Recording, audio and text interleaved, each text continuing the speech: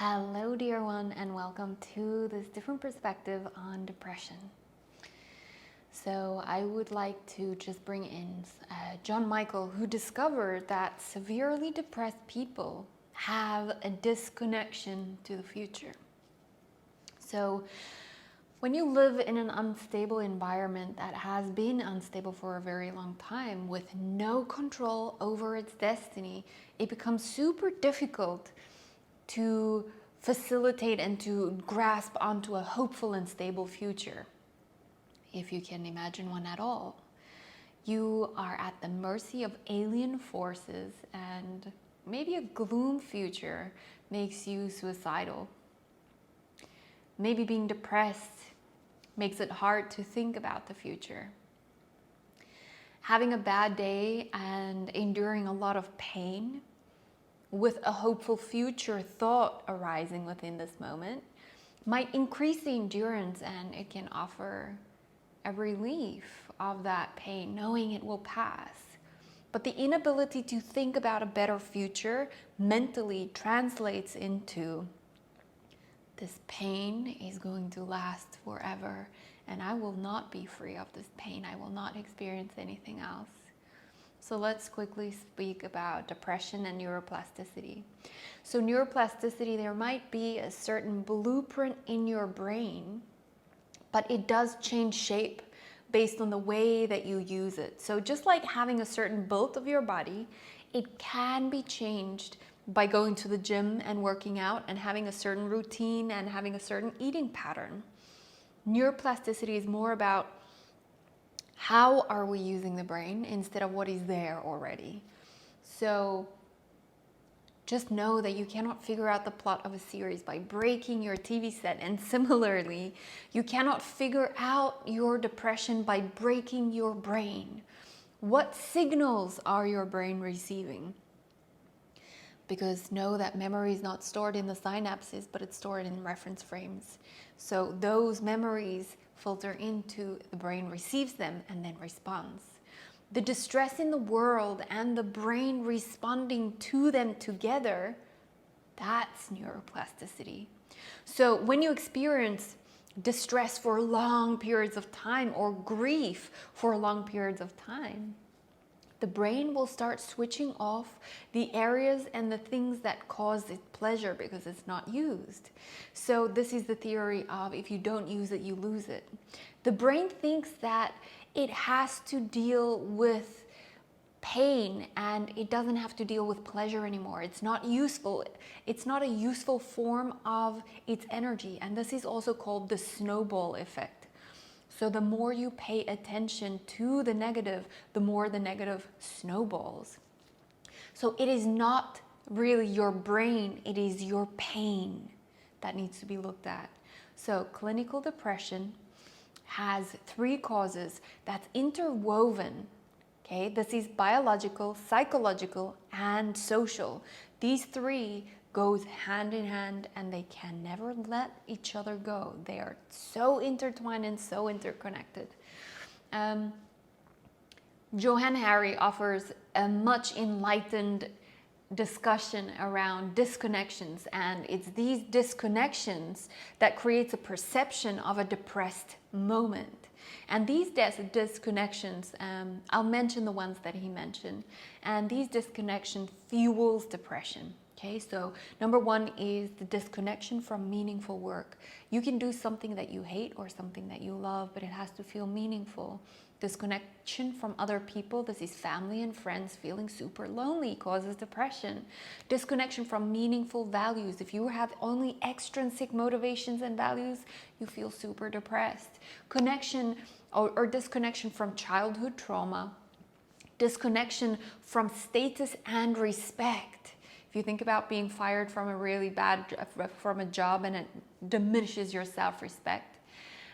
Disconnection from the natural world, disconnection from a hopeful and secure future, disconnection from the role that the brain and the genes actually play. I would call this the disconnection from the responsibility that we have. Now, I want to add and conclude that disconnecting from yourself, from awareness in any way, will result in some level of depression. Your depressed state, or your capacity and your pure potential lessens if you do that. You disconnect, and therefore you start feeling depressed. And this will be present in your experience if you start disconnecting from yourself. Why? Because your feelings are serving your idea about yourself.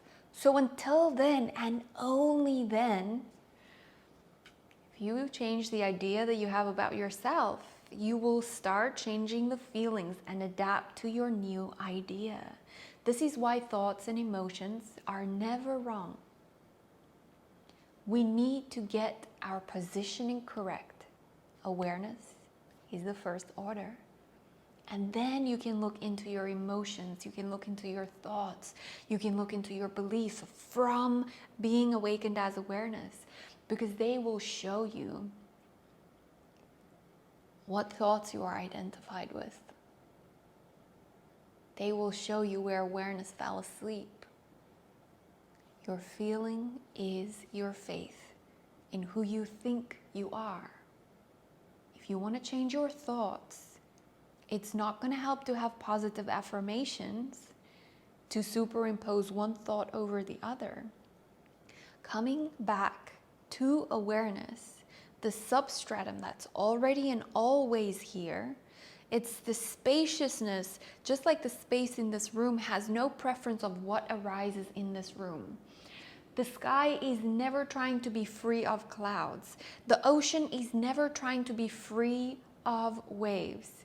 And so, awareness is never in opposition to whatever arises within it. But a thought is in opposition to another thought that it feels it's in competition with. Okay? A personality, and a protective personality that is protecting an identity form, will always be in opposition to something that can agree or disagree with this identity form that it is trying to protect its righteousness of. So within that sense, know that your true identity is faceless, it's formless, it's awareness, it's the light of God. Let there be light.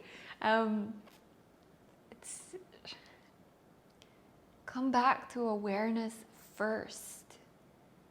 And then from there, that's the conscious choice of what energy frequency, because feelings are frequencies that we embody, and then we have the experience of that energy in motion within ourselves, within our experience. So if you're feeling depressed, it means there might be an energy leakage, which means awareness is falling asleep to an identity form that is not its true faceless, nameless, everything, abundance, pure potential. And that feels tight, it feels contracted, it feels lack of energy. Because true energy comes from that source of awareness, comes from that void, the pure potential, the womb of no thing. So if you are disconnected from yourself, that which you truly are, which is the ability to perceive, which is the light of awareness, then what we experience is depression. The connection to your true self, the connection to what you really are. Instead of trying to figure out who you are in this life, it's fun. But recognize, realize, remember, and know what you truly are. You are not a subject, you are not an object, you are beyond that. If I can put it into a verb without the subject and object, it's perceiving, perceiving. Just that, perceiving. The very act of perceiving is the light of awareness. Don't lose connection to that. You can never lose connection to that. It's like the sun shining. The sun will always be shining. Sometimes there's clouds in between and we're like, this is not a sunny day. The sun doesn't have to do anything to shine. It's just always shining. It's its nature. But what is obscuring that?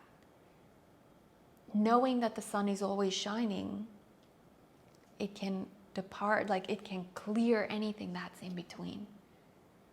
Remember yourself as that pure light of awareness, the sun that is always shining. The sun never sets. It is our reference point and perspective on earth that is turning into the shadow aspect, and the sun is still shining just as bright. I hope this gave you some insight, and please check out the work that I mentioned here if you want deeper insight.